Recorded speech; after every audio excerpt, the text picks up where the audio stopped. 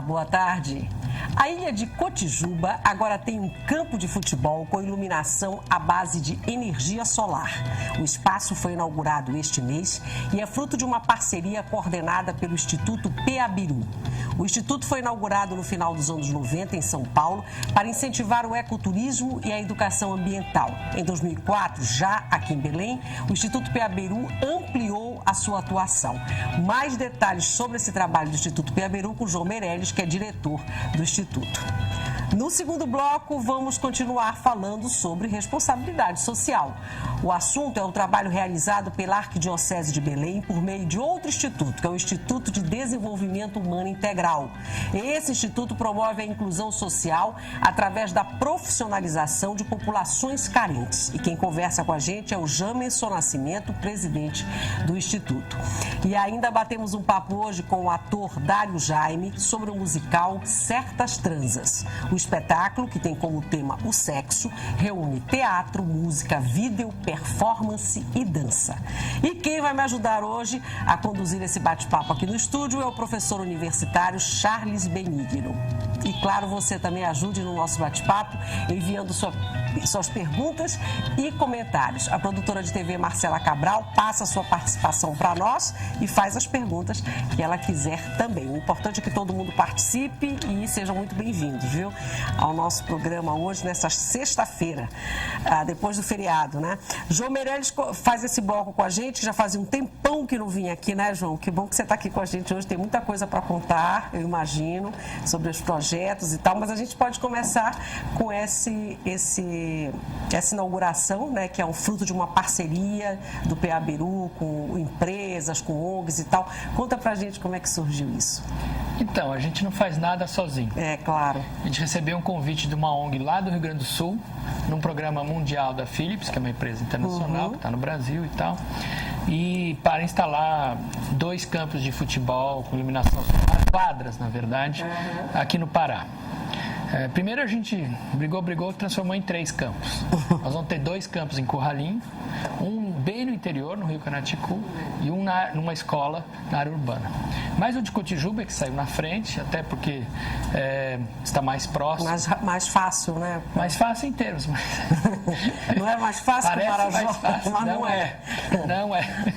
Porque Cotijuba é muito desassistida, né? Aliás, as ilhas, em geral, são esquecidas. A gente esquece que tem mais de 20 mil pessoas morando, né, de uma maneira que a gente não imagina. É verdade. Enfim, essa parceria, então, com a Philips, uma ONG do Rio Grande do Sul, que é o Ideias, a Universidade do Pará entrou com o seu conhecimento. Da UFPA. Que é um grupo especializado em energias alternativas, que é o GEDAI, é um grupo bastante forte, bastante dinâmico, e que está na ponta internacionalmente.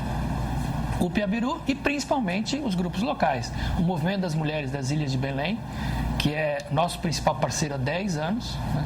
Nós temos um acordo de 50 anos com eles, só cumprimos 10 por enquanto. Mas nesses 10 anos fizemos mais de 6 projetos como este. Né? E principalmente o Grêmio, que é o Grêmio Cotijubense, que tem o campo de futebol, no qual, ao lado, está a quadra, né, a arena. Essa arena que vocês inauguraram. Vejam vocês, nós temos 6 parceiros para uma coisa que aparentemente é simples, né? E isso fora fabricar o poste, tecnologias que não são ainda apropriadas pelas pessoas, mas são atividades que vão durar 25 anos. Poste a gente espera que dure mais, mas a lâmpada a gente espera trocar daqui a 25 anos. Né? Então, e a ideia não é só futebol. Né? O Movimento das Mulheres ficou interessado porque eles têm um trabalho com terceira idade, né? Um grupo de mais de 60 pessoas que precisaria ter um local de atividade à noite. Então, foi o primeiro interesse. Não havia um grupo de futebol feminino, talvez agora haverá. Né? A prefeitura ali das ilhas ali que ficam, ela imaginou, puxa, um espaço para a gente trabalhar com capoeira, com jovens. Então não é só um campo de futebol masculino, pelo contrário, eu acho que tem uma discussão de gênero aí extremamente importante, que para nós é o que mais importa. Né? Quer dizer, esse espaço pode ser aproveitado de várias formas. Pode ter quadrilha, pode ter apresentações, estações. Ele vai ficar ligado todo dia, ele liga e desliga sozinho, né? Então há que se aproveitar esse espaço que está na beira da estrada da Magalhães Barata, que é a principal via de circulação na ilha, né? E é para ser um espaço democrático, né? Claro que com uma gestão local desse grêmio, que é uma associação local. Né? Esses recursos, eles vêm da Philips? Na verdade, a Philips doou os equipamentos, né? E apoiou com uma pequena verba, que basicamente cobriu custos de transporte, mas muitos dos custos foram absorvidos localmente. A preparação do terreno foi uma iniciativa local, a contrapartida local, né? No caso de Corralinho também a prefeitura vai apoiar, os grupos locais vão apoiando. Isso que é importante, né? Não tem nada que vem fácil, né? É tudo conquistado, discutido. O Piabiru entrou com todo o tempo nosso de dedicação, que não foi pouco, né? E porque são tecnologias muito novas, aparentemente simples, mas que dão um trabalho enorme. Eu queria também que você explicasse, né, João, que tecnologia exatamente é essa? A UFPA está junto com vocês, né, parceira também, mas exatamente que tecnologia foi essa, como é que ela funciona, esse trabalho todo que deu para instalar, como é que é isso? Vamos dar um exemplo. Se você estivesse em São Paulo, não estou nem falando no exterior, assim, nos Estados Unidos ou Alemanha, que são países bastante... Mesmo Portugal. Portugal é um dos países mais avançados de energia solar e eólica em termos de implementação. Né? Você não tem em Belém ninguém que saiba instalar painéis solares, né? De uma maneira geral. Que você chame o encanador, você chama o eletricista, isso deveria ser algo corrente. Né? Então, até profissionalizante, é algo a pensar. Quando o movimento de mulheres, a gente trouxe a questão, né? E nós também ganhamos lâmpadas da Energizer, são lâmpadas solares que a gente está levando para a ilha de Paquetá, para a comunidade mais desassistida de lá. Aí já levamos para os índios no Oiapoque, para os quilombolas no Macapá, para grupos em Curuçá, enfim. Então, na verdade, o que a gente mais ouve, né, dos grupos organizados como o Movimento das Mulheres, nós não queremos só cursos, não queremos diploma na parede. Né? O que a gente já ouviu de pescador falando, olha, doutor, eu sei como filetar peixe, eu sei como fazer tudo, mas a minha cooperativa está quebrada, eu não consigo vender. Então, se a gente não tiver um tecido social forte, né, organizações de base que realmente estejam estruturadas, a gente não vai avançar. E no caso, o Movimento das Mulheres nos desafiou. Vamos aprender a como consertar isso, como montar isso. Né? Claro que são tecnologias que vão demorar, não é que você chega, monta um curso, né? Mas a ideia é que isso seja um ponto de partida para uma maior segurança energética, que é o termo correto. A gente fez uma pesquisa nessas ilhas, aqui também no Acará. Um ribeirinho gasta por baixo R$200 por mês em energia. Nós estamos falando de vela, de querosene, né, de óleo diesel para um motor velho, mal cuidado, né, e para ter 3, 4 bicos de luz e uma geladeira 3, 4 horas. Com certeza, nós que estamos aqui sentados não gastamos isso de energia nas nossas casas. Então há uma desassistência enorme na questão energética. Né? A gente trabalhou no Acará com uma comunidade que o linhão de Tucuruí passou durante 20 anos em cima da cabeça deles, derrubou todas as castanheiras que lá estavam e o Luz para Todos chegou com aquela luz fraquinha, de mentirinha, né? Depois de 20 anos. Então, na verdade, há uma deficiência, né, em todos os sentidos, que afeta a escola, né, afeta o transporte, afeta a vida, a qualidade da vida das pessoas, o uso de um computador, de uma televisão, de coisas básicas. Né? E essa tecnologia pode ajudá-los, né? Quer dizer... Na verdade, esse trabalho é um campo, um espaço sociocultural, esportivo. Mas a gente tem que pensar isso para a vida do dia a dia das pessoas. Tem que estar na casa, né? Tem que estar na igreja, na escola. E tem dinheiro para isso. O governo estadual tem obrigação, as prefeituras têm obrigação de acessar esse recurso. Está disponível, a gente paga no nosso boleto de pagamento mensal, tem um dinheiro que vai para isso, que é em função do óleo diesel que se queima na Amazônia. Só que a gente não acessa esse recurso. Então quer dizer que era isso que eu estava pensando aqui, que isso na realidade é uma questão de um projeto piloto, né, vamos dizer assim, para estabilizar a tecnologia, né, para atingir um certo nível de maturidade do uso da tecnologia e até de capacitação para absorção dessa tecnologia pelas pessoas e de repente abranger isso em outros níveis, porque de repente, ok, tudo bem, o esporte, o lazer, ou mesmo essa capacitação, o uso aí para diversos programas, não é suficiente pelo que você está dizendo. Quer dizer, a ambição de vocês seria mais abranger essa tecnologia para chegar nas casas também. O mais importante é que as pessoas passem a pensar a questão de energia como algo de necessidade básica, que é, né, quem tem acesso à energia com segurança, na hora que desliga a gente reclama na hora. Quem não tem, está deixando de ter acesso a direitos, né, públicos que são constituintes, cria um intervalo muito grande entre. Então nós temos não uma ilha, água dividindo uma ilha, nós temos um fosso enorme de acesso a direitos básicos. Né? Tecnologicamente o assunto está resolvido há muito tempo. Claro que cada vez as lâmpadas são melhores, mais duráveis, mais baratas. Tudo isso vai evoluindo. Mas o mais importante é que a gente passe a pensar como algo, na cesta básica, a energia como algo vital na nossa vida. E isso passa a ser demandado pelas comunidades locais, que é direitos deles. Agora, João, olha só, vocês inauguraram agora em Cotijuba essa arena, digamos assim, né? É uma arena, exatamente. Aí, em outro lugar, quer dizer, em outro município do estado, já foi inaugurado algo parecido ou tem previsão para a inauguração? Conosco haverá outros 2 campos, né? Não sabemos de nenhuma iniciativa do governo do estado nesse sentido, e as iniciativas que a CELPA tinha estão desligadas por falta de manutenção, né?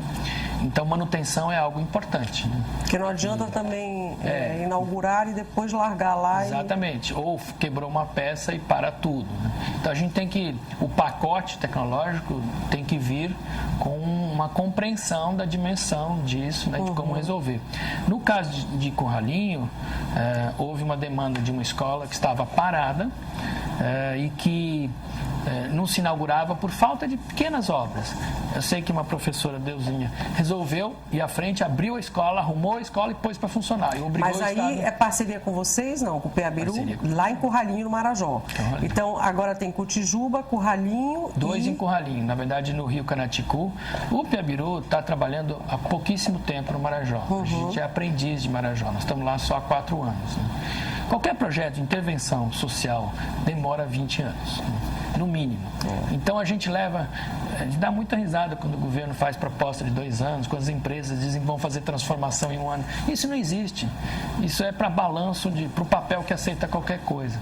Agora, em Curralinho tem um grupo social muito forte, né, que definiu uma série de questões em relação ao açaí e nos levou, depois de conhecer o Marajó como um todo, a, em parceria com eles, escrever projetos. Nós escrevemos junto com as comunidades, né?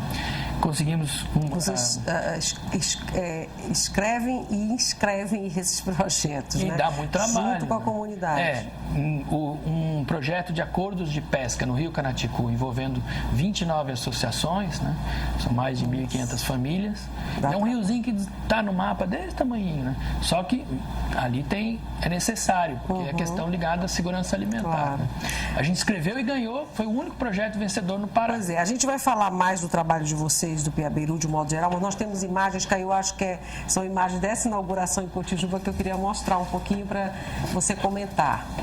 Aí o que a gente tem? Inclusive, Cotijuba, depois das 5 da tarde, 6 da tarde, não tem transporte. Como é que uma pessoa vai estudar em Coraci e vice-versa? Isso não é correto, né? Aí é um pouco da vida lá, mas a gente não tem imagens, do campo inaugurado. Não, tem, em seguida tem. Haverá imagens Esse é o campo que foi construído, a arena que foi construída especificamente ao lado do campo do Grêmio mesmo. Esses são os painéis solares nos postes. Os postes foram fabricados aqui em Belém. A gente fez questão que não viesse do Rio Grande do Sul, de São Paulo, fosse feito aqui. Quantas horas de iluminação depois que acaba? Ele dura 6 horas. 6 horas. E essa é a sede do MIB, o Movimento das Mulheres das Ilhas de Belém, que reúne homens também. O Centro de Informática, a gente ajudou, fizemos juntos num projeto com a Oi Futuro, no passado. E esse é o campo já iluminado. Então ele fica com essa qualidade, né? Bastante útil aí todas as noites. Que bom. Haja Esse ocupação. Dá para fazer muita coisa, né? Peças de teatro, cursos, dá pra fazer muita coisa. Pode fazer parcerias. Programa de televisão, porque você não leva lá e faz um programa de televisão Vamos a partir fazer. de lá. Uma boa ideia, né? Agora, podemos pensar. Essa questão, você falou muito sobre essa questão da absorção, né? Eu penso assim que às vezes a gente leva as coisas e as pessoas e começa, é feito investimento, se faz uma grande promoção disso, mas a continuidade ela depende, como você citou, né? Poxa, eu sei fazer aquilo, mas não consigo vender meu peixe. Como é que a organização de vocês trabalha na formação dessa mentalidade, não somente para a absorção da tecnologia, mas para que use a tecnologia? Por exemplo, ok, eu tenho um campo aí, mas onde estão os campeonatos? Onde está o trabalho de longo prazo, de uso daquilo, a sustentabilidade daquilo e a mudança de mentalidade? Porque as pessoas também na comunidade, eu acho que elas têm que começar a ter uma visão diferente sobre a sua prática social, sobre a sua comunidade, sobre as coisas, sobre os potenciais, até a visão do que elas precisam, né? O movimento das mulheres mais nos ensina do que nós temos a ensinar. Você, como da área de administração, como eu, somos mais treinados, né, e esse treinamento que a gente passa a elaborar propostas, a negociar, né, financiamentos, e é nesse sentido que vem o nosso trabalho. E é um trabalho conjunto, construído junto, né? Então nós não levamos um roteiro descrito, a gente constrói junto, resolve os problemas juntos. E é dessa resolução dos problemas juntos é que saem as parcerias, as propostas. As necessidades são locais. Geralmente nos perguntam qual a agenda de vocês no Marajó.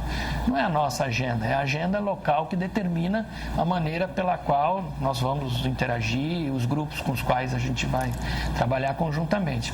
No caso de Cotijuba, esse é um pontapé inicial na bola, né?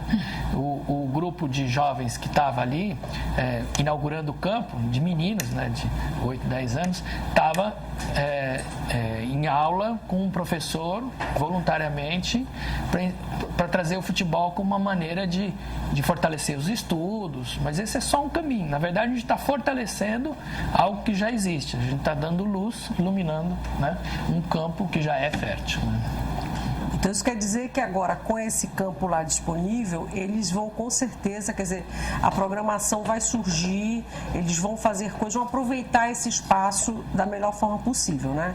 A gente vai trabalhar junto, por exemplo, tem um edital da Petrobras agora. Porque essa que é a questão, mas é isso. Né? Tem um edital da Petrobras, né, que é sobre esportes e educação. Então, não é que o Pabiru daqui, da sua torre, vai escrever um projeto e vai... Não, a gente vai se juntar, universidade, o movimento, a gente, e elaborar um projeto conjunto. Talvez a gente tente 1, 2, 3 vezes até conseguir, mas essa é a dinâmica de qualquer organização da sociedade civil, né?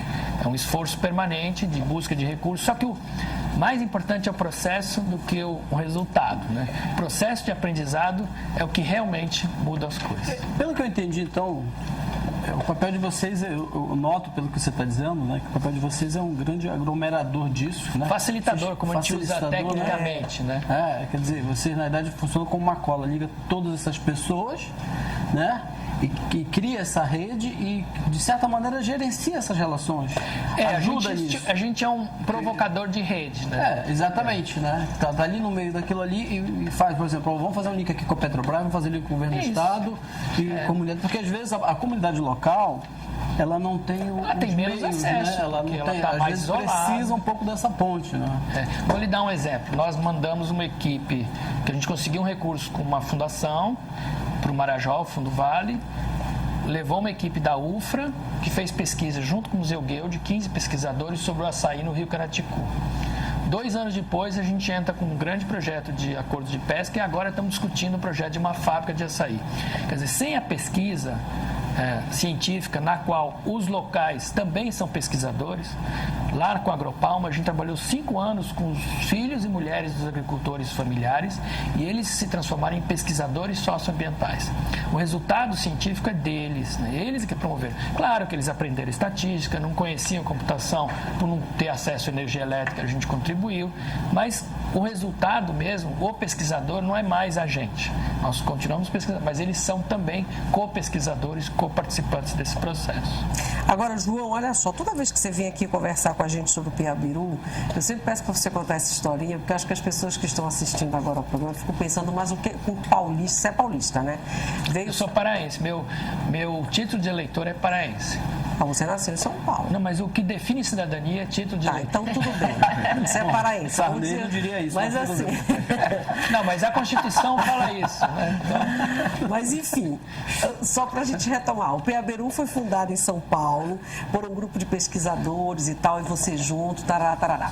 E aí, em 2004, vocês vieram para cá. O que faz um grupo de pessoas realmente se unir para fazer um trabalho desses, que é um trabalho que requer dedicação, como qualquer outro trabalho que você vai fazer bem feito, mas assim, que requer você mudar de cidade, você vai para o interior do Pará, quer dizer, é toda uma mudança de vida e tal, e um trabalho meio de formiguinha, começar tudo isso, porque parece muito fácil falar assim, articular, mas isso aí é complicado, você sabe o quanto. Então, como é que começou essa história, esse interesse de vocês, esse trabalho foi frutificando, né, e trazendo resultados? Conta um pouquinho essa história pra gente. Como é que é isso? Que amor é esse que você tem pela Amazônia, especialmente pelo Pará? Eu, pessoalmente, é uma coisa e o PABERU outra, mas eu acho que um engata no outro. Eu, pessoalmente, sempre vim para a Amazônia desde os 9 anos e meu pai trabalhou aqui com várias questões de assentamentos, então eu acompanhei todo esse processo. Foi criando eu já tinha escrito livros, né, sobre a região, é uma coisa que eu faço também, escrever livros. Eu lembro que você veio aqui aquela última vez, foi tinha feito em 2011 o meu último livro. Agora estou escrevendo um sobre os rios, enfim. Isso. Então tem um lado pessoal, né, de que não dá para trabalhar com a Amazônia de São Paulo ou de qualquer outro lugar. Claro. Esse é um dado muito importante.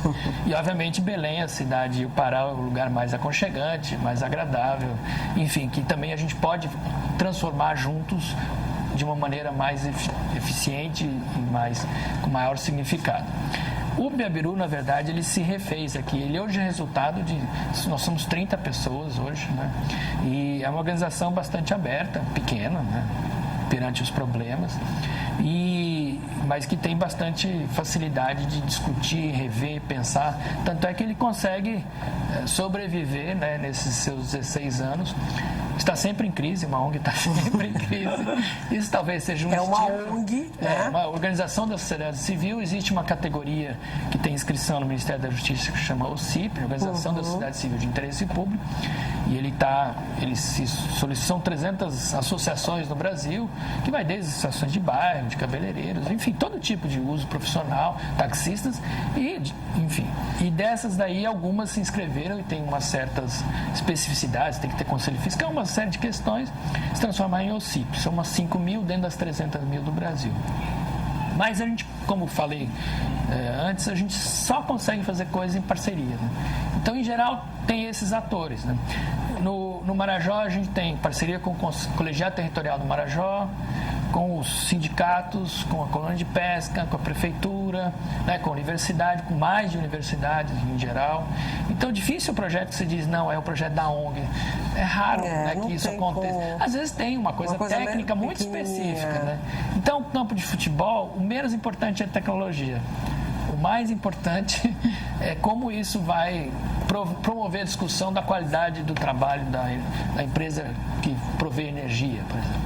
Ou de que maneira eles são menos beneficiados do que quem está no continente. Então é mais importante... E quem são essas pessoas que estão hoje no Instituto, no PABERU? Quer dizer, você e quem mais? Que perfil é esse dessas pessoas?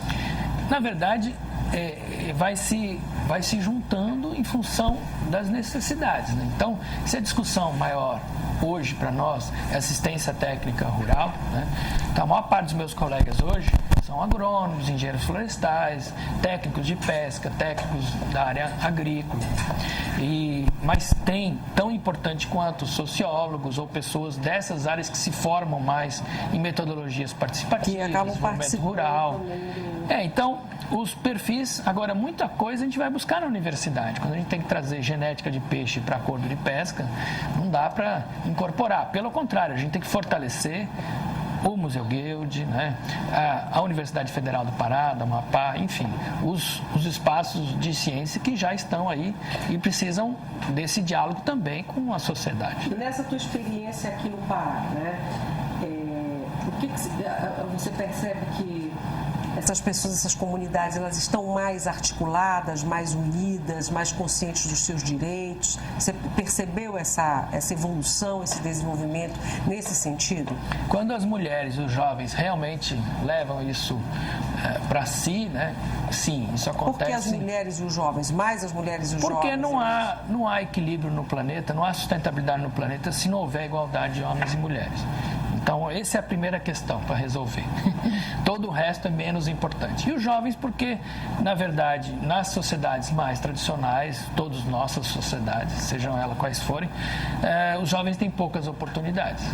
E numa ilha como Cotijuba, que é uma ilha que tem velhos e crianças, e essas ilhas todas, por falta de oportunidades, nem para estudar tem, né? Chega num certo momento, ou emprego sazonal e muito informal, né?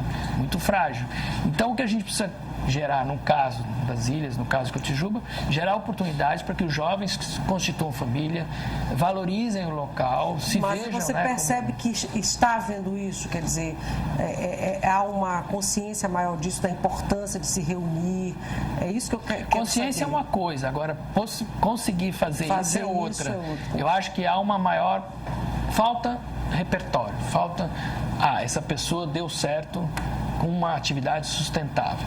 Geralmente a gente tem exemplos do não deve ser, né? Uhum. Tem pouquíssimos e raros, são pouquíssimas organizações da sociedade civil que sobrevivem na Amazônia selvagem na qual vivemos, né? E tem pouquíssimas organizações novas, as que tentam sobreviver. Né? Mas as comunidades locais estão mais fortalecidas, é isso? Eu acho que elas estão... Tem grupos que sim, mas é que é um trabalho de longo prazo. Né? Como é que você diz, João? Estão procurando o caminho. Né? Na realidade, o trabalho todo que o João faz tem muito a ver com o que a gente pode também colocar, servir de, como ele falou, facilitador. Né? É fazer junto com e não para. Essa é a grande diferença. Isso muda todo o entendimento. Ele leva o conhecimento dele e encontra um conhecimento lá instalado e ele então vai fazer a simbiose para que o pessoal de lá caminhe com as próprias pernas. Mas eu acho que a questão é que como é que você mede esses resultados para você ver, não está valendo a pena? O que efetivamente nós mudamos a partir dessa nossa... Eu vou dar um exemplo num programa de abelhas nativas, por exemplo. Nós trabalhamos com abelhas nativas, que são mais de 500 espécies na Amazônia. No Oiapoque, com 4 grupos indígenas, com os quilombolas do Amapá, que são 51 comunidades, nós trabalhamos em 10. Em Curuçá, em Almeirim e Monte Alegre. Temos um projeto que agora foi recém-aprovado pelo BNDES, está em processo final de contratação. E a gente deve partir para a comercialização depois de ter investido 8 anos, muitos recursos. Porque, na verdade, quando nos pergunta quantos quilos de mel você... Pergunta típica de jornalista. Quantos quilos de mel você produz, né? Eu falo, não importa, não interessa, eu não quero nem saber. O que interessa é quando uma menina de 4 anos fala para a mãe: mãe, vamos deixar uma caixinha para minha irmãzinha que vai nascer. Isso é transformação, não é quantos quilos, né? Quando a mulher na reunião participativa diz: agora eu tenho um assunto para conversar com meu marido. Então, transformação social, ela não está dissociada, né, do econômico, do ambiental. Mas e a gente sempre acha, não é o mais importante. É o resultado, assim. Então, hoje o indicador não é a universidade que faz o indicador. No passado eu acreditava que o indicador era eu, o especialista que devia fazer. Hoje quem define o indicador, no caso de Curuçá, foram os pescadores. Claro que tem uma doutora em Manguezal que contribui, olha, isso aqui é mensurável, isso não é, isso dá. Ela traz para o mundo factível, né? Mas na questão da palma, foi a primeira vez no mundo que o Pará está dando exemplo, são 150 agricultores do entorno da Agropalma, eles definiram os indicadores, as mulheres, os jovens, né, desses agricultores, os indicadores pelos quais a vida deles passa a ser monitorada e eles fizeram a mensuração. Eu acho que essa é a mudança de paradigma, vamos dizer. Que é o que eu perguntei para você, né? Que aí a gente sente a transformação realmente. Eles mesmos. Tem uma pergunta do telespectador e aí a gente encerra esse bloco, gente. Né, Marcela? Tem uma ou duas? Tem uma. A Dolores Vieira Ela diz, esse projeto tem algo a ver com o antigo projeto da época do governo da Ana Júlia ainda, que previa instalar energia solar no Marajó, uma coisa que não aconteceu. E também ela pergunta se você acha que esse projeto vai ter resultado positivo em curto prazo. A gente sabe que existiram várias iniciativas, né, de diferentes governos, inclusive em Curralim, numa ilha 1, que está parado. Mas isso falta mesmo se apropriar, né, do processo, porque quando é só entregue um bem ou uma tecnologia, a gente realmente... E se a sociedade civil, mesmo que seja um processo público, não se apropria, não participa, não monitora, isso tende a ser esquecido ou quebrou, parado e tal, né? Quanto a curto prazo, o lado surpresa é muito mais interessante, né? Os resultados surpresas quando a prefeitura diz, puxa, eu posso usar isso para capoeira, isso é muito mais revelador e transformador do que dizer, não, aqui vai ter só futebol, ou aqui vai ser um espaço que homem e mulher passam a administrar juntos, não só um trabalho só masculino, vamos dizer. Então, a gente precisa aprender, na verdade, como acompanhar isso, como monitorar isso. Agora, as transformações virão com o processo. A gente tem que valorizar o processo de discutir, de usar o espaço para diferentes usos. Isso é o mais importante. E é o que você disse, né? Não são projetos assim, em 2 anos. Não, quantos jogos de futebol foram jogados? Não tenho a mínima interesse em saber isso aí. E acho que isso não é importante. É um processo mais a médio e longo prazo, né, João? Muito bom, viu, você ter vindo aqui para a gente bater esse papo. Parabéns pelo trabalho. Você vai continuar com a gente ainda no próximo bloco. Te agradeço muitíssimo. João Meirelles, que é diretor-geral do Instituto Peabiru, que é essa ONG, que você viu que faz esse belíssimo trabalho aqui no Pará. Vamos para o intervalo. No próximo bloco tem um outro trabalho também de responsabilidade social, que é o trabalho da Arquidiocese de Belém. E aí o Jamerson Nascimento é que vai conversar com a gente. Daqui a pouquinho, o intervalo é bem rapidinho.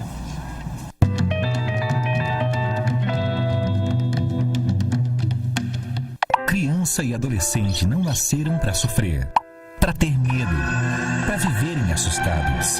Criança e adolescente não foram feitos para apanhar, para ser humilhados, nem para viverem tristes. Criança e adolescente precisam viver seguros, felizes e com toda a proteção. E quem não entende isso merece ser denunciado. Contra a violência sexual, Disque 100. Uma campanha do Propaz, Governo do Pará.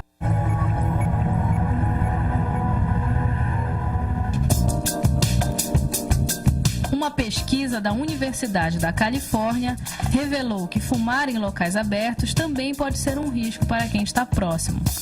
O estudo submeteu camundongos ao fumo de terceira mão, como são chamadas as substâncias tóxicas deixadas pelo cigarro em móveis e roupas.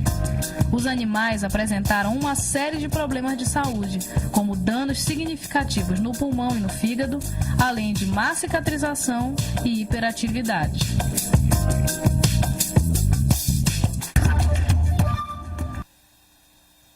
O programa Navega Pará está chegando ao sudeste do estado. Será a vez dos municípios de Eldorado do Carajás, Curionópolis, Parauapebas, Canaã dos Carajás, Sapucaia, Xinguara, Rio Maria, Pau-d'Arco e Redenção. São novas cidades digitais que passam a ter acesso público à internet em praças, escolas, delegacias, hospitais e pontos de encontro das comunidades que estarão conectadas nos próximos meses. Conheça mais sobre o que o governo do Pará tem feito pela inclusão digital dos paraenses. Acesse prodepa.pa.gov.br ou nos siga pelas redes sociais. Prodepa, Governo do Pará.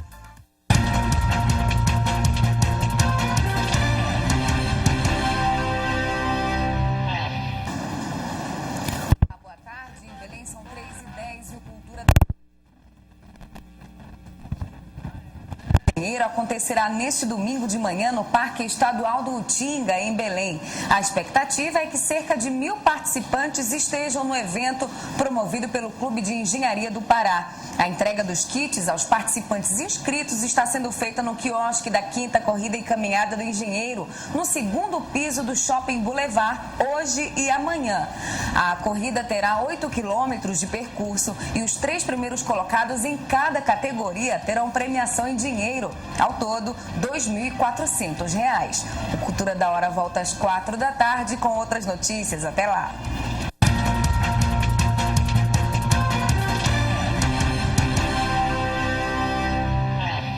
Sou Cristiane jornalista. Quando você vê um homossexual na rua sendo agredido, eu imagino sempre o contrário, né? Um heterossexual sofrendo da mesma maneira. E eu pergunto para o homofóbico, você tem medo de quê? Essa agressão ainda acontece hoje em dia justamente em razão simplesmente de uma única coisa: lei, direito. Hoje o 81 está preparado para receber qualquer tipo de denúncia que tenha o cunho homofóbico. Eu acho que nós já estamos no caminho bem certo, né? O caminho de que um dia a gente vai ter um mundo melhor. Homofobia. Denuncie, faça valer seu direito. Diz que 181.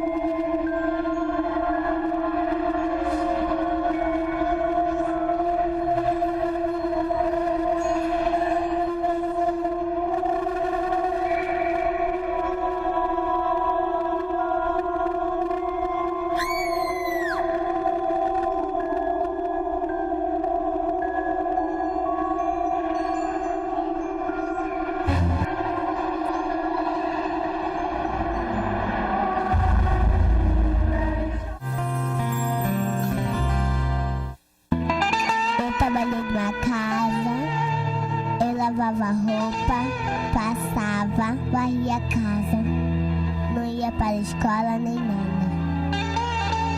Eu dormia do depósito, eu nem conseguia nem dormir direito. Denuncie o trabalho infantil.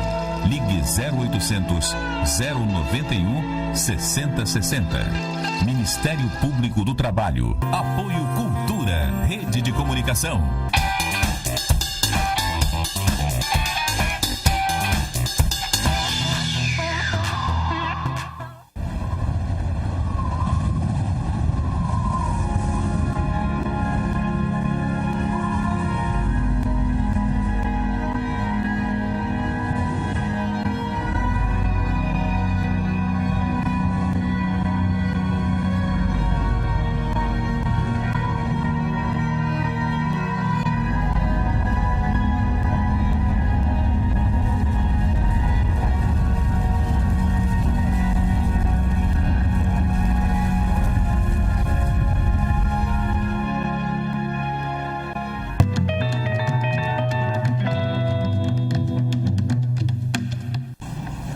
Mais um bloco para a gente conversar ao vivo aqui no Sem Censura Pará. Agora batemos um papo com o Jamerson Nascimento, que é presidente do Instituto de Desenvolvimento Humano Integral. Esse instituto está ligado à Arquidiocese de Belém, que desenvolve um trabalho de responsabilidade social. A gente vai saber que trabalho é esse, como é que esse trabalho de repente pode ajudar as populações mais carentes e o que tem de novidade para esse ano, né, Jamerson? Obrigada por você ter vindo, boa tarde, viu? Boa tarde. Só me explica uma coisinha, esse Instituto de Desenvolvimento Humano Integral, ele é ligado à Arquidiocese, é isso? De Belém? O termo que se usa é vinculado, porque pelo tipo de trabalho que ele desenvolve, ele tem a cara de pastoral social, quando se fala em termos de arquidiocese. Mas ele é uma organização da sociedade civil. É uma ONG? Na realidade, é uma entidade híbrida. É uma OSCIP, como o João já falou. Tem algumas especificidades. Mas assim, para as pessoas entenderem, é uma ONG também, como é o PABERU, é isso, né? É um tipo de trabalho mais ou menos assim, né? Mais ou menos. E aí vocês são vinculados à Arquidiocese de Belém? Sim. Há quanto tempo existe o Instituto? Isso aí surgiu com aquela grande campanha lançada pela CNBB, aí pelos idos de 2000, que se chamava Exigência Evangélica da Superação da Miséria e da Fome, e que era colocada como desafio para a sociedade brasileira que se tratasse dos objetivos do milênio estabelecido pela ONU. E a face mais evidente era a questão da miséria e da fome. Então, aqui na Arquidiocese de Belém, um grupo de leigos católicos de diversas especialidades profissionais se reuniram por provocação do bispo, então o Dom Zico, né, tão querido, e o Dom Carlos de Vercelete, e passamos a discutir que formato se poderia dar a uma entidade, alguma coisa que trabalhasse no campo, que era uma área negra ainda, uma área cinza, digo melhor, entre o que faz a Caritas e o que fazem as pastorais sociais, mas que tivesse a cara de sociedade civil, para facilitar bater na porta dos órgãos governamentais e das entidades privadas, tirando proveito, no bom sentido, do que vem sendo chamado já há alguns anos no Brasil de responsabilidade social corporativa. Quer dizer, e aí esse meio termo entre a Caritas e as pastorais é que tipo exatamente de trabalho que você desenvolve, já que nós fica aí temos nesse... como planejamento, né, aquilo que se chama dar o peixe, né, que é matar logo a fome, né, lá das exigências ou ensinar a pescar, né? Ensinar a pescar, e uma outra fase que seria a longo prazo, que é de mostrar onde é que está o rio, dar a bússola para poder chegar lá, fazer o caminho na mata, isso no sentido figurado. Claro, claro. Então é trabalhar políticas públicas imediatas, de médio prazo e de longo prazo. A mesma coisa que o João está fazendo aí, falando também em médio prazo e longo prazo, né? Porque nada se faz assim do dia para a noite. O João falou uma coisa muito interessante, e ele disse até de uma maneira assim, bem dando ênfase, que às vezes a gente acha graça quando ouve determinadas propostas que são feitas,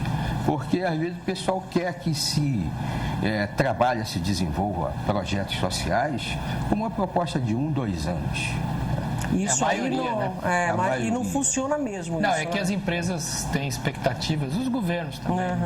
E a gente precisa desconstruir isso, né? Acho que o nosso papel hoje, a gente gasta mais tempo tentando mudar essa mentalidade paternalista ou assistencialista do que... Na realidade, grande parte do que o João colocou, da dificuldade que as organizações sociais hoje enfrentam para se manter vivas, faz parte dessa necessidade de se trabalhar a mudança, de perceber que não adianta se fazer nenhum trabalho social dentro de um horizonte de 1, 2, 3, 4 anos, tá?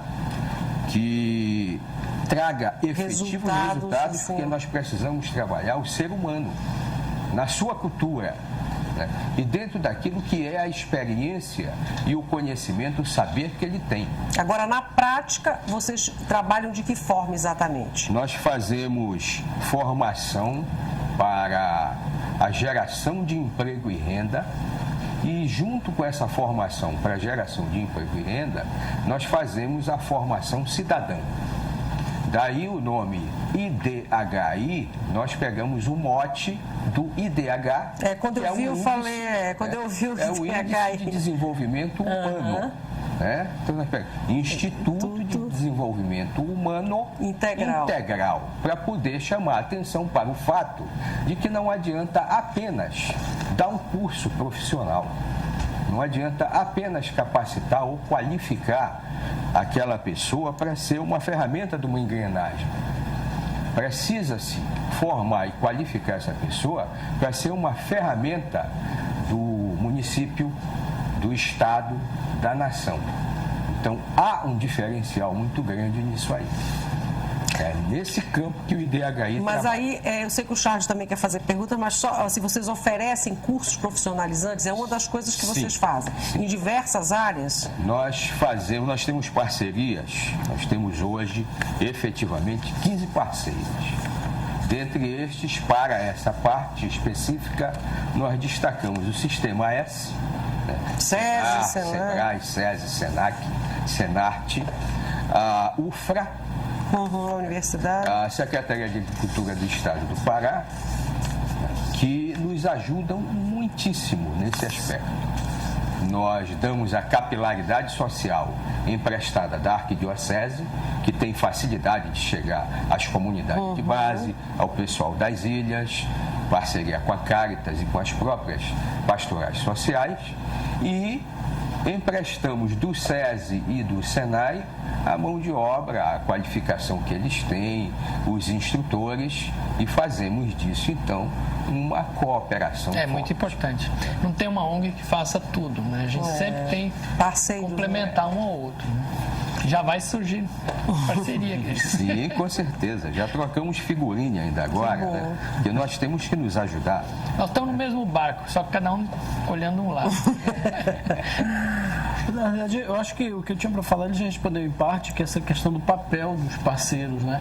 E a sustentabilidade financeira da organização de vocês, ela vem dos parceiros, vem também recurso da igreja, como é que é feito isso? O João pode me ajudar nisso aí até, porque nós estamos sempre, de certa forma, de pires na mão. Nós temos dificuldade, não sei se o João pode falar diferente, de penetrar os meandros administrativos, tá? Para que a gente consiga realmente ter recursos disponíveis ali no caixa, né? Então nós estamos sempre correndo atrás. E as parcerias são fundamentais, sem elas não se anda. Nós queremos, por exemplo, proporcionar a uma comunidade um curso de corte e costura, para dar um exemplo prático. Nós precisamos das máquinas, precisamos do material que o pessoal vai ter que manusear, precisamos do instrutor, né, de espaço, iluminação, energia elétrica e, às vezes, até do vale transporte, para o pessoal se locomover. E como é que nós fazemos, então, isso? Nós desenvolvemos um projeto básico, apresentamos aos nossos parceiros, né, e eles fornecem para nós esse material básico que é próprio deles, então, os insumos que vêm deles. E o que é que nós oferecemos para eles? A capilaridade social. Então, nós formamos o grupo social de beneficiários, os necessitados, os menos favorecidos. Apresentamos também o espaço, né? A pessoa que faz a coordenação, que a gente chama de articulador, nas comunidades e nas paróquias, tá? Ou mesmo numa instituição da sociedade, agremiações, clube de mães, etc. E apresentamos o nosso articulador, que é normalmente um instrutor que tem o espírito IDHI, que se soma ao instrutor da entidade. E aí vocês oferecem esses cursos. Esses cursos são muito procurados? Quer dizer, vocês têm muita demanda? Quando vocês abrem um curso, por exemplo, numa paróquia X do bairro tal... Hoje nós temos uma demanda reprimida de mais de 80 cursos solicitados, e eu já aproveito o espaço, me permita, para divulgar, para pedir desculpas às comunidades que nós ainda não conseguimos dar resposta efetiva, e dizer o que a gente sempre diz para eles: estamos correndo atrás, estamos buscando. Tanto que eles, quando solicitam para nós sempre dizemos o seguinte: não solicitem com o período, vamos primeiro checar com o parceiro, uma vez aprovado, está tudo direitinho, confirmado, instrutor, pacote pronto, então nós corremos atrás da... Esse público que vocês atendem, ele está concentrado onde? Como é que vocês fazem? Porque nosso Belém é grande, tem muitas comunidades, você diz, das comunidades bem. Vamos identificar essas aí são as paróquias, né? São as paróquias, onde é que estão? Nós trabalhamos preferencialmente a área da Grande Belém. É evidente que quando se fala isso, não se fala do centro urbano, se fala das periferias, né? E trabalhamos então a região das ilhas e eventualmente algo que está um pouco fora da Grande Belém, como por exemplo o Acará e as suas ilhas, mas neste instante nós estamos com o Senar dando 2 cursos na região do Acará. 2 cursos de quê? Um é de biojoias e aproveitamento de sementes. Entendi. E o outro é de artesanato em telha, né, e decapagem. Quais são os cursos?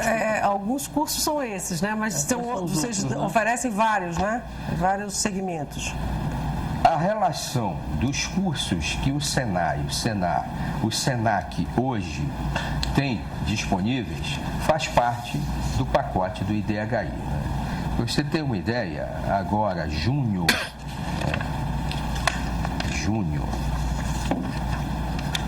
nós temos artesanato em pedrarias, pintura em tecidos, panificação, artesanato em materiais recicláveis, culinária junina, não precisa explicar porquê, né?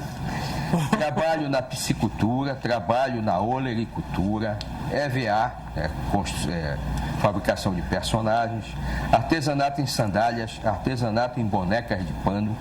Quintal Produtivo é um projeto que se trabalha hortaliças e ervas medicinais, materiais recicláveis, isso junto com isso. Mas também. isso, mês de junho, é o que vocês estão oferecendo ou é o que gostariam de oferecer? Esses são os que estão sendo executados. Vocês estão oferecendo mesmo. Para junho, né? Já está dentro da programação. Entendi. Quer dizer que vocês vão oferecer, alguns já ofereceram e vão oferecer ainda, né? Desses cursos. Quer dizer, uma variedade. Nós estamos efetivamente realizando. Aí julho tem mais uma. Ainda tem os que estão Mas pedindo. Será que a demanda reprimida não teria um jeito de vocês serem apenas o caminho, a porta do céu, ser também eles aprenderem a elaborar seus próprios projetos e aprenderem a captar recursos? Será que... Eu sei que o Sebrae e o SESC não sabem dar esse tipo de curso, que é uma pena, deveria, mas aprender a elaborar projetos e a negociar, né, a gerir os projetos. É exatamente por isso que nós dizemos que nós temos o imediato, que é o curso mesmo, né? Oferecer o curso. Médio prazo e o longo prazo. E qual é o grande problema que a gente percebe nessa capilaridade social? Por exemplo, eu acabei de fazer um curso de panificação. Aí eu vou trabalhar Qual é a minha primeira iniciativa? Aí, vou trabalhar aonde? Então eu entro numa fila de concorrência de emprego, onde tem sempre 10 candidatos para meia vaga. A gente costuma, na brincadeira, até dizer assim. E nós não temos desenvolvido, na nossa sociedade mais carente, empreendedorismo, associativismo, cooperativismo. Nós podemos falar de associativismo, falar de cooperativismo, mas o simples fato de se fazer um curso de associativismo ou cooperativismo não forma cooperativa. Há toda uma providência administrativa, legal, que o pessoal ainda não tem vivência e nem essa consciência para isso. Eu diria que falta ainda também um tanto quanto daquilo que hoje sofre a nossa sociedade, né? Que é de uma desconfiança no ser humano. Então, eu trabalhar sozinho, gerir meu dinheiro é uma coisa. Eu trabalhar junto com ele, tá? Eu já vou ficar com um pé atrás. Você diz que as pessoas ficam relutantes quando a proposta é trabalhar em conjunto, formar associações e cooperativas. Fica todo mundo meio desconfiado. Ainda há muito isso. Não né? há ainda essa facilidade como a gente vê, por exemplo, no sul do país. É assim, João? Eu acho que a questão do associativismo é novo na história. Tem pouquíssimas cooperativas que deram certo, que dão certo no Pará. A maior parte delas está ligada a outros fatores japoneses, ou os colonos do sul. Então, realmente, aí dá uma resistência, né? Esse associativismo, esse espírito, né, associativo, que não deve ser só no futebol, no Grêmio ou em outras atividades, ele teria que vir para o negócio, né? E a cooperativa é uma coisa altamente sofisticada, né? Eu estou falando de coisas bem básicas. Associações de bairros, que não virem coisas dominadas por uma família, uma pessoa. A gente vê muito comum, né? Essa prática de trabalhar com muita gente em conjunto ainda não é exercício da democracia. Então, o que acontece? A gente coloca isso num grande pacote chamado Ações de Cidadania. Então, isso é feito incorporado, agregado aos cursos cursos que se dá, sempre tem algumas horas, né, que se vai colocando isso, que também não adianta colocar de uma vez, tem que ser dose homeopática. E vai passando esse tipo de vez em quando, palestras, encontros, seminários de formação, para que esses novos valores se agreguem. Já temos alguma experiência, algum produto colhido disso? Sim, temos. Nós estamos agora, inclusive, providenciando, junto com um dos nossos parceiros, que é a Fundação Nazaré, nosso amigo Marco Valério está trabalhando nisso, e já temos alguns dos beneficiados dos cursos feitos pelo IDHI para se montar um documentário mostrando, né, que isso dá certo. Que deu resultados. Tem resultados concretos. Jamerson, quem quiser procurar vocês, quiser participar, pedir mais um curso, que já há uma demanda reprimida, mas quem quiser propor um curso, quiser procurar vocês para outro tipo de formação, como é que faz antes de eu chamar o intervalo? Você me permita, eu queria também que essa informação chegasse àquelas empresas e aqueles órgãos que precisam, às vezes, até dar conta da sua responsabilidade social e que possam nos usar como ferramenta. Então, pronto, você já está dizendo isso, já está informando. Dizendo isso, você já informa. O nosso telefone é 3222-3762. 3222-3762. E nós funcionamos no mesmo prédio da FIEPA. Para ver se os fluidos ajudam. Né? E nós colocamos o telefone, está aí no vídeo, na tela, e também o e-mail de vocês. Isso. Quem quiser também mais informações e quiser cooperar e ajudar. E na FIEPA nós ficamos no bloco A, 3º andar. Bacana. E queremos aproveitar para agradecer aos nossos parceiros. Então, sem eles não poderíamos andar. E a gente agradece também por você ter vindo, viu? Espero que o Censura ajude vocês de alguma forma. Estamos aqui à disposição quando você quiser divulgar mais alguma coisa, algum projeto de vocês. Tá bom? Agradeço a você e espero voltar. Você voltará em breve. Com um período menor do que... Da última vez? Da última Vai vez. voltar, sem problema. Jamerson Nascimento, que é presidente do Instituto de Desenvolvimento Humano Integral. Você viu aqui como é que esse instituto trabalha. E ele que é vinculado à Arquidiocese de Belém. No próximo bloco tem teatro. A gente vai falar sobre isso. Um espetáculo que reúne teatro, dança, vídeo, um musical interessante. É o assunto do nosso próximo bloco, o último bloco do programa de hoje.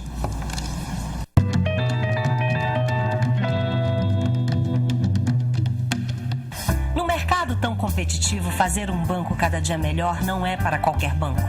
É para o Banpará. Em 3 anos, ele dobrou de tamanho e até o fim do ano estará em 100 municípios do estado. 4 vezes mais operações realizadas e um patrimônio 2 vezes maior. O resultado disso é um banco sólido, moderno, seguro. Venha conhecer este novo Banpará e os novos produtos que fazem dele um banco cada dia melhor. Banpará. Cada dia melhor para você.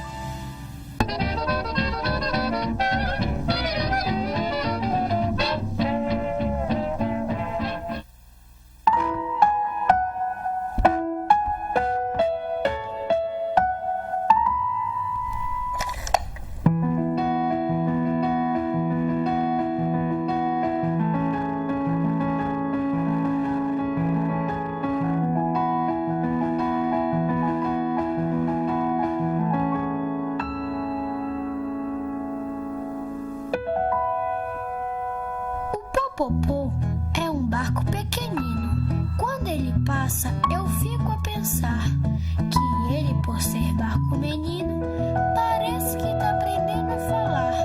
E fica assim, sempre repetindo o começo de alguma palavra. Popopó. Quem aí pode adivinhar o que o Popopó vai dizer um dia? Acho que esse menino vai dizer popopoesia. Apoio Sol, tecnologia, arte e cidadania.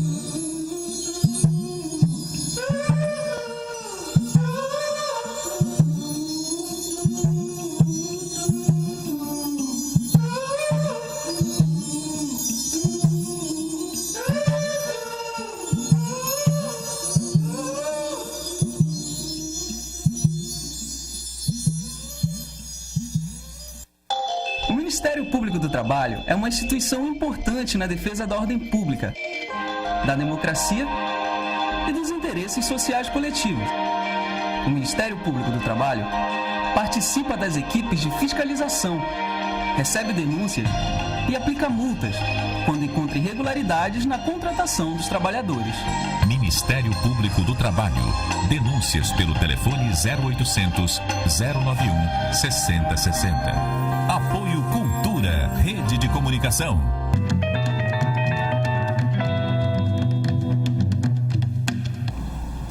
Este é o nosso último bloco do bate-papo de hoje. Conversar agora, voltamos para conversar sobre teatro, né?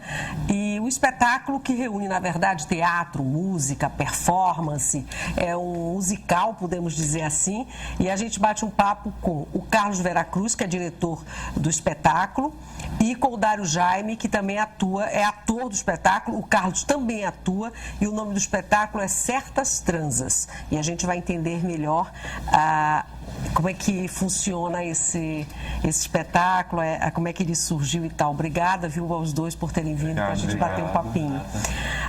Eu disse aqui assim, porque quando eu fui ler sobre o espetáculo, diz assim que é uma mistura de música, vídeo, teatro, dança, performance, que eu falei aqui. E isso tudo costurado e norteado pelo sexo. Quer dizer, o tema seria o sexo, é isso? Mais ou menos, assim, e bem a grosso modo? A grosso modo é exatamente isso, né? A gente está reunindo um repertório musical maravilhoso para estar falando de sexo, de sexualidade, de relações, né?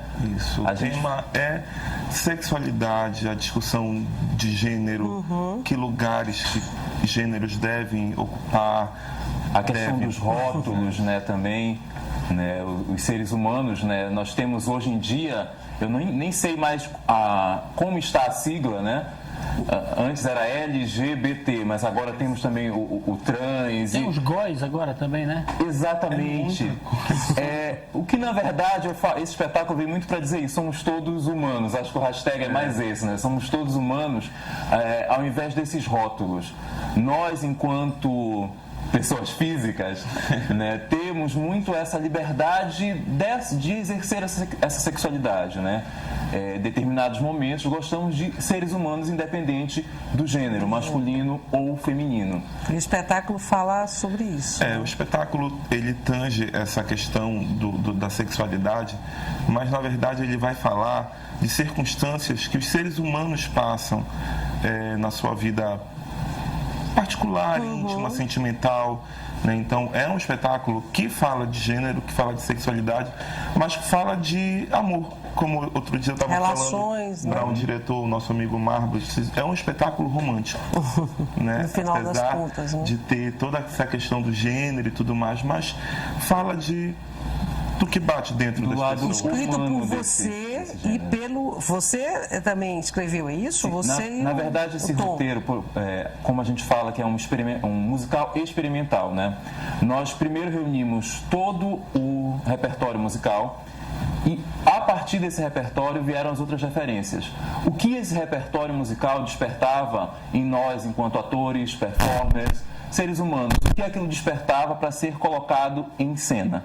A partir daí, a gente chamou um diretor musical, que é o queridíssimo Tom Salazar Cano, que é um ex-integrante da banda Euterpia, que está de volta também. E o Tom foi de uma sensibilidade absurda. Incrível. Né? Nós mostramos esse repertório a ele, essa seleção musical. Nós temos 12 músicas no espetáculo. E a partir dessa seleção musical, fizemos todo um trabalho de arranjos, né, para as nossas vozes com o Tom Salazar. E também, a partir deste repertório, foram entrando as outras linguagens. Como eu falei aqui no intervalo, né, nós somos meio promíscuos artísticos, né, da arte. Além de ser ator, eu sou cenógrafo, iluminador. Eu estava vendo aqui o currículo, digamos assim, né? Sim. E as participações que você fez em festival de ópera, né? Um monte de coisa. Sim. Desculpa, João, diga qual é a tua... Não, pode perguntar. É porque eu fiquei curioso, deve ter abordagens para certos públicos, né? Certos espetáculos que você faz para um público família, vamos chamar assim. Ou para um público adulto, ou para um público juvenil. O nosso espetáculo é para a família, né? Pensando que hoje em dia a família tem essa discussão de gênero, né? Está dentro da família. É outra coisa. Sexualidade faz parte. Mas só para as pessoas da família com mais de 18 anos. Com mais de 18 anos, né? Por conta da questão da sexualidade, né? Que a gente trata no espetáculo. Mas a gente fala que isso é um espetáculo para a família porque essas discussões não estão fora do cotidiano nosso hoje, né? Hoje a gente ainda discute se haveria ou não, se iria acontecer ou não o beijo gay em tal novela, né? E as pessoas ainda estão muito ligadas a esse tipo de questão, quando na verdade tem que se ligar no humano, né? Nos seres humanos que estão ali. A gente fala, são questões muito simples, as questões de sexualidade, o ser humano que complica.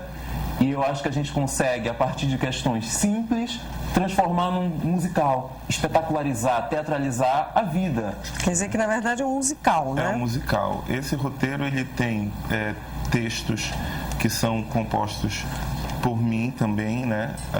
Esse roteiro é uma coxa de retalhos, né? Então, tem músicas, temos cenas que a luz dita a dramaturgia, temos cenas que aparecem bonecos, temos cenas... Então, ele é um grande recorte, ele é uma bricolagem, ele é um quebra-cabeça. O que não deixa de estar dissociado de muito hoje em dia da arte contemporânea, né? De toda a linguagem artística contemporânea, a mistura, o hibridismo. Né? Tudo isso. Nós temos fotos para mostrar. Sim. E aí vocês podem ir comentando e o Charles acho que quer fazer perguntas também.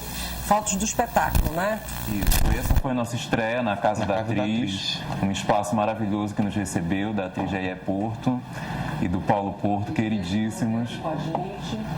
Essas fotos são do fotógrafo Alan Soares, outro querido que sempre faz nossos registros. Aí você vê as intervenções também do videomapping, do audiovisual. Como eu falei para você, né, nós temos nas nossas carreiras artísticas multifacetados, né? Além de atuação, Dário também é produtor de elenco, de cinema, de audiovisual, grandes longas que vêm para Belém procuram o Dário. Eu também sou cenógrafo, iluminador, ator, estava no Festival de Ópera ano passado, vou estar nesse ano de novo. No Festival de Ópera você fez o Elixir do Amor, mas isso. Fez como ator, né? Isso. O diretor criou um personagem exclusivo para mim, e também agora eu tive a sorte de ser criado também um novo personagem que não existia, mas me chamaram de novo para o festival. E essa experiência também com o festival, né, com grandes musicais, me trouxe um pouco isso para a direção, né, desse espetáculo.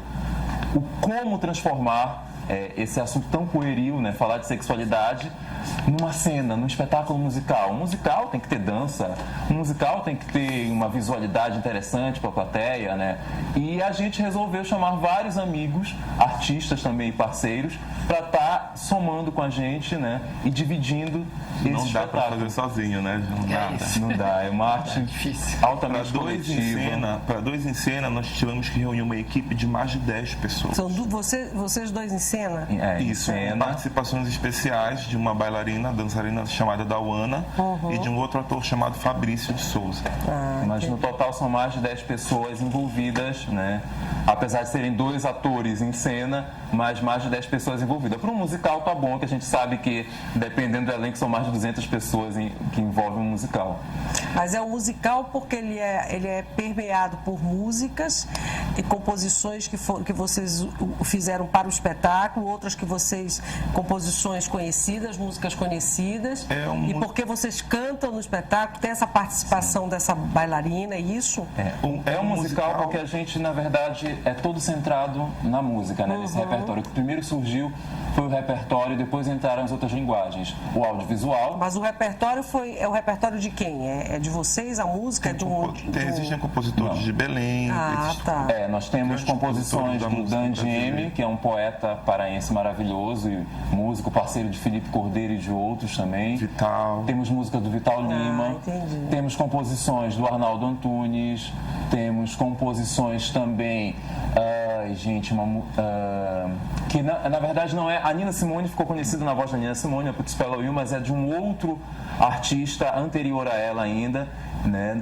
temos composições Quer dizer que, na internacionais, verdade, inclusive, foi o do que você espetáculo. falou no início. A partir dessas músicas é que vocês foram montando o espetáculo, não é isso? Exatamente. É muito passado. Deixa eu já acho que ele está...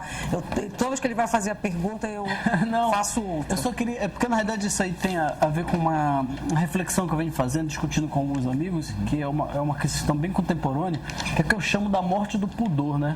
Acho que nós vivemos na época da morte do pudor. E que nós estamos trazendo para o público aquilo que era no âmbito íntimo, interno, né? Quer dizer, hoje você olha no Facebook, aí você vê moças com uma roupa que não mostravam mais nem para os namorados. Hoje já mostra para todo mundo. Então, é verdade, né? Eu até me escandalizo, sabe, porque eu sou de uma época antiga, vou dizer a minha idade aqui, mas né, eu me escandalizo. A geração nova não se escandaliza mais com nada, porque o pudor, ele não existe mais, ele está se perdendo, nós estamos perdendo esse limite. E aí, como é que está inserido o conteúdo da peça de vocês dentro desse aspecto contemporâneo, que é vamos dizer assim, tornar público aquilo que até anos recentes era muito privado, era muito íntimo no aspecto pessoal e privado no aspecto que tinha a ver com os casais, tinha a ver entre... É uma peça despudorada, né? Pois é, como é que funciona isso? Eu acredito que essa questão do pudor, hoje em dia é muito importante estar falando desse tipo de temática. Independente são alguns momentos, situações particulares que estão sendo expostas, né? A performance, a linguagem da performance tem muito disso também, né? Da relação mesmo de vida do performer, que às vezes é colocada em cena, né? Isso existe na linguagem performática. Mas apesar da gente estar colocando coisas pessoais em cena em alguns momentos, é importantíssimo por conta... Eu estava vendo agora há pouco no Interprogramação de vocês, durante o intervalo, uma campanha sobre homofobia. A Ilha Magalhães... o Carlos Correia, várias pessoas falando sobre homofobia. E esses casos, aquele rapaz de São Paulo foi considerado tentativa de suicídio, na verdade.